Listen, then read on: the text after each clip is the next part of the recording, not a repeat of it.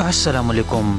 Discover इल्म के दिलचस्प और मालूमाती सवालात जवाबात की सीरीज़ में खुश आमदीद। सवाल नंबर 1, वो कौन सा दिन है जिस दिन सख्त से सख्त बीवी भी अपने शोहर से खुश होती है?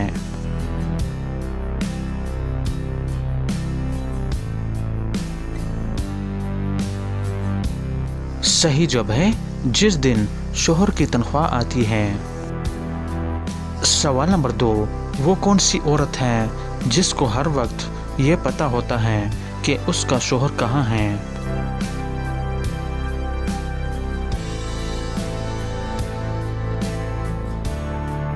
सही जवाब है बेवा औरत।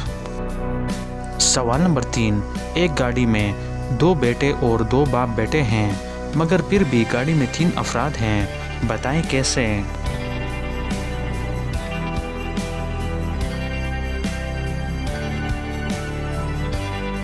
सही जवाब है क्योंकि वो 2 बाप और बेटा असल में दादा, बाप और पोता होता है। सवाल नंबर 4, वो कौन सी चीज़ है जो उगती है, बढ़ती है मगर ज़मीन में नहीं होती?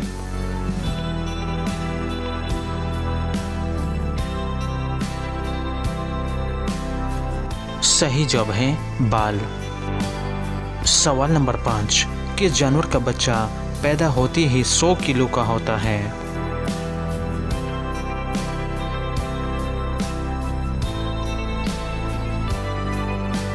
सही जवाब है ज़राफ़ा।